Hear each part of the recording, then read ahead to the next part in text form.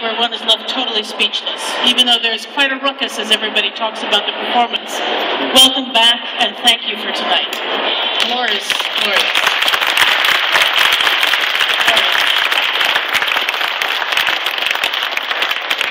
So it's always an honor when you come back to Philadelphia and to work with us. But this work is a journey of itself. And I can't imagine doing 3 performances and surviving.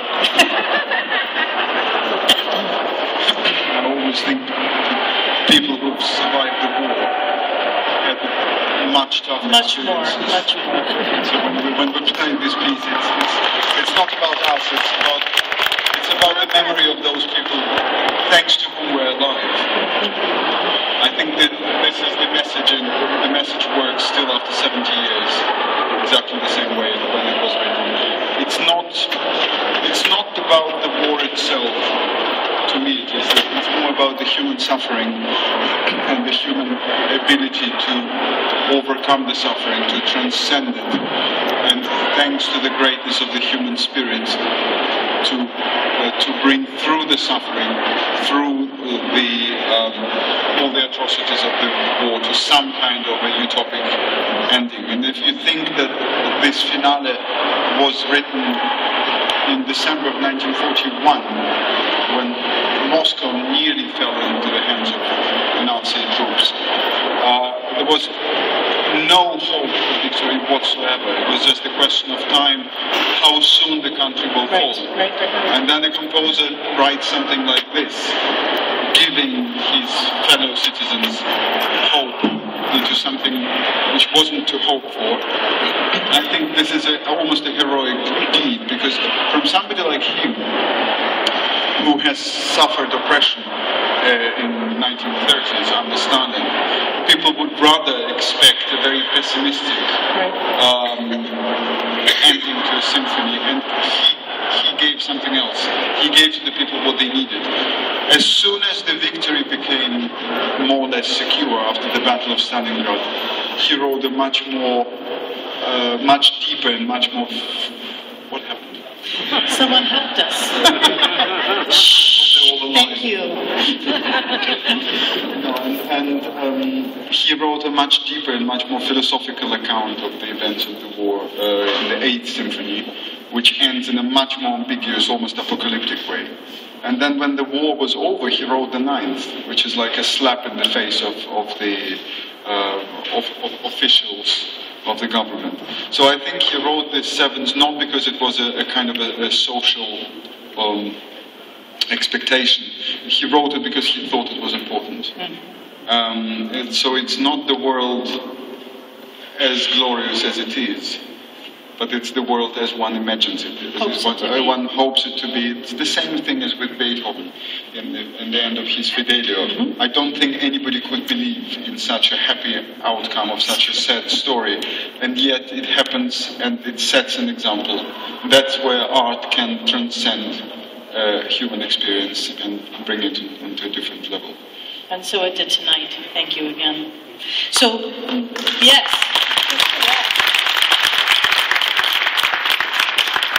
Tremendous forces on the stage and unusual placements. Tell us about the orchestra setup tonight and some of the special things that happened in that orchestration. Well, I think the main thing about this orchestra is after the 4th Symphony, which was written 5 years before this, in 1936, and which never came to a first performance until December 1961.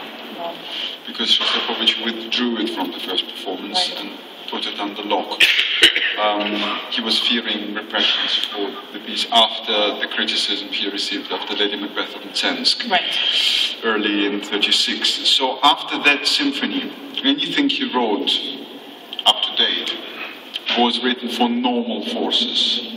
The 4th itself was written for massive forces, actually bigger forces than this. That's true. Can you imagine? Well, you've had the piece here, so you know. And the usage of such forces was considered decadent in the Soviet musical circles, because it would resemble the times of Alexander Scriabin or Schoenberg or Mahler, none of whom was allowed to be performed. So wasn't Bruckner. And so Shostakovich used the pretext of the war situation and called for those extra forces, the extra brass and the extra percussion.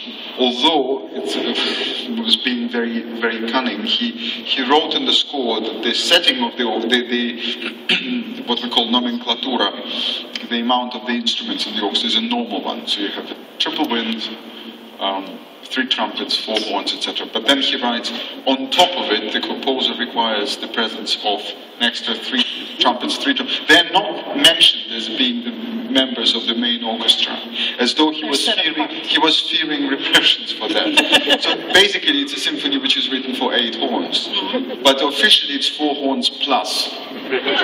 Just to get away with that. Just to get away with that. And so the placing of the extra brass is always a big problem, because people are sometimes misled by the idea that they are described by the composer as the extra players. So you start thinking of the Mahler symphonies, where all those extra players, like in the Second Symphony, play off stage or on stage, but on a different level. Now here, I think for most of the piece, it's meant to be part of the orchestra. There are 2 places where I think placing them slightly apart helps the dramatic effect. It's their very first intervention in the first movement, because nobody expects the sound to come from that corner. You have this steady growth of volume and of orchestral colors in the main orchestra, and then when you think the peak has been reached, he introduces this exit. It's like a military trick at the peak of the battle to bring in extra troops. This is number 1, and of course it's the ending. Of course, it's the ending when you think that you cannot take any more of those repeated motifs, and when it finally resolves into the C major, he lets the trombones, the extra trombones, proclaim the theme of Leningrad. And again, remember, it's not the theme of Soviet regime, it's not the theme of Stalin or anything. It's the theme of the city of Leningrad. It's the dedication to the city of his birth, to the city which suffered massive, massive repressions before the war, where almost the entire population of its, especially the middle class intelligentsia and the aristocracy, was erased from the surface, either into gulags or shot dead. And then it suffered the most terrible of all sieges of the modern history, the 900 days and nights of the siege of Leningrad. And so it's about the city. And I think the very angular construction, diatonic, strictly diatonic, angular in terms of the intervals he is using, of the main theme, is like the symbol of the stone out of which Leningrad is built, St. Petersburg is built. So it's the greatness of human spirit transcended into the stone, transcended into the, elevated into the monuments of architecture, which Leningrad is. It's a single monument of architecture. And Shostakovich writes about this. He doesn't write about any regime or any military troops fighting other military troops. So why I'm saying all this? Because I think the piece is still not only performable, it's actually necessary in our time. In our time when the greatness of the human spirit is more laughed at than proclaimed solemnly. And I think Shostakovich helps us understand that. For me, and this is also, it leads to the question of the forces, this is the only worthy successor to Mahler in the 20th century. There were a lot of people who tried to follow into Mahler's footsteps, but the only person who succeeded and also indicated this as sort of a dead end to this Mahlerian tradition was Shostakovich. After Shostakovich, the Mahler became history, and other aspects of Mahler, less monumental, less epic aspects became interesting for the music after the Second World War. But with the Seventh and the Eighth Symphony, with those two, for me, he wrote the last two great symphonies of the century. Everything after that was either an echo, or it just followed into a completely new style. He himself, the last three symphonies, 13, 14, 15, they developed a completely different ideas, because he knew with the 7 and 8, and of course with the 4, which nobody knew of, this style is completely it's the used material. You cannot add any more to this. And the placing of the strings, which might be unusual to some of you, is due to the tradition in Leningrad at the times of Shostakovich, and also up to today. Leningrad Philharmonic Orchestra sits with the split violins. And this is also something which Shostakovich calculated into the score. So if you listen carefully, the antiphonal effects between the violins on opposite sides, and also, what's almost more important, the effect of blending of certain string groups with certain wind groups works only if you place the orchestra this way. Any other way, yes, it makes the violins sound mightier, but you will never get such an emotional effect as from this, both sides of the whole sounding exactly the same in the third movement, with the Baroque, pseudo-Baroque theme played by the violins, and then the response coming straight from the center, from the heart of the orchestra. So this is another thing about Shostakovich. He was, like Mahler, somebody who viewed the orchestra as a social organism. And so in his symphonies you encounter protagonists, like in a play, in drama. Sometimes it's a whole section, and sometimes it's a human voice. What's very interesting in the first movement is you've got, in the very first pages in the exposition, two little solos. They're not little, they're very difficult, but they are simply episodes in this first part of development of the music. It's the piccolo flute and the violin. They conclude the exposition. Apart from that, all the themes are proclaimed by groups only, so it's a collective idea. The whole invasion episode is only treated in groups. There is never apart from the duo, oboe and bassoon, but they all also appear as a couple. There's always a game of couples, and then it becomes bigger and bigger and bigger and bigger. So the very first time a human voice comes into play is after the shock, after the big climax, when everything is destroyed, and then the bassoon appears with the theme which we've heard in the beginning, proclaimed by the violins in a very harmonious, very diatonic way, and now he appears like a war invalid, like a handicapped person, where the line is fractured, everything is broken, all the intervals which were so harmonious become dissonant. And this is something which we know Shostakovich first used in his Fourth Symphony, again, of which nobody knew, the bassoon solo in the first movement. So he was continuing developing those ideas, maybe on a more accessible level, because the language of this symphony is by far the most democratic he has ever applied in any of the symphonies. It's even more accessible than the language of the Fifth. And with the invasion episode, he went beyond the borders of what's acceptable in art, because it's so blatant, it's so coarse, it's so ugly. But he did it on purpose, because I think that his main idea was, and he was competing with Prokofiev a little bit. Prokofiev wrote Alexander Nevsky just before the war broke out, and in that work he also described the enemy. But he made the enemy sound extremely brilliant and attractive and glorious. He almost wrote better music for the Crusaders than for Russians. And Shostakovich detested it, not because of any nationalism, but he detested the glorification of evil. So in his turn, he made the evil sound laughable and ugly.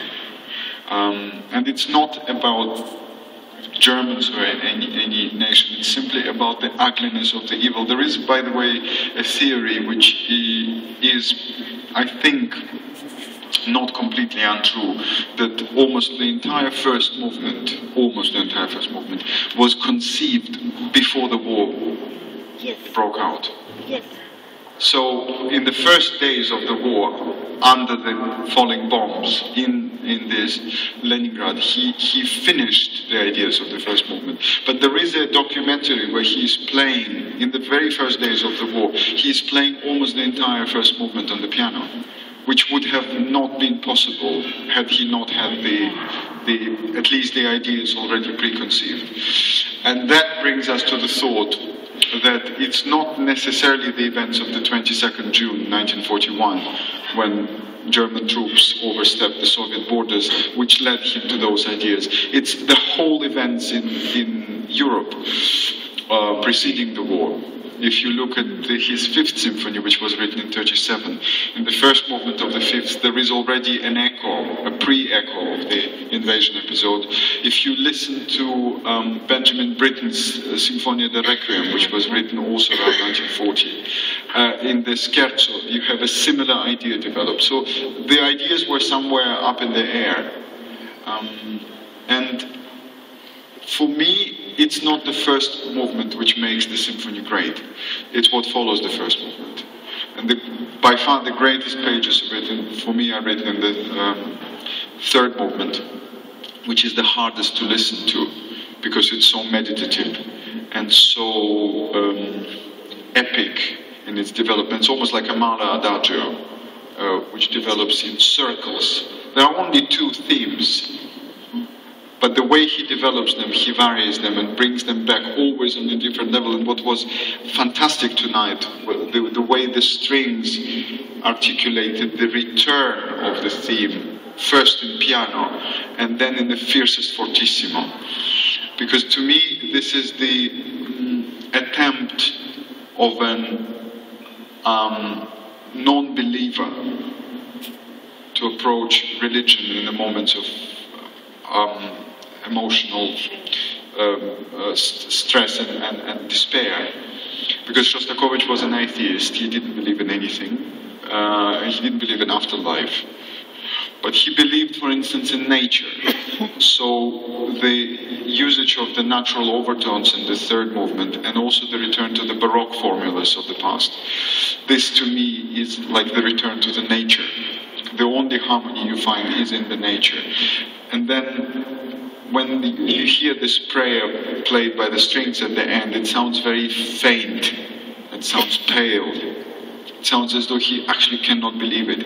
And then the anger and despair break out, and they lead into the finale. And then the finale, I always think that the conductors who make cuts in the finale, which is a common practice, they deeply misunderstand the piece. Because war, especially such a long and exhausting war as the Second World War, is more than battles and more than terrible killings and whatever. War, more than anything else, and that I know from my grandparents who have been at war and survived it, and I'm sure all of you have heard the same things, or maybe some of you even have been through it. We had one person in the orchestra who has been through the war. He's 90. He's retired from the orchestra, but he came back especially for this project. Jerry Winkler, you may remember, we honored a couple of weeks ago. And so I think for anybody who's been through the war, more than anything else, is a hard work. Very tiring, exhausting work, daily work. And that's what Shostakovich composed into the finale. He made this finale a very, very hard work for the players and for the listeners as well.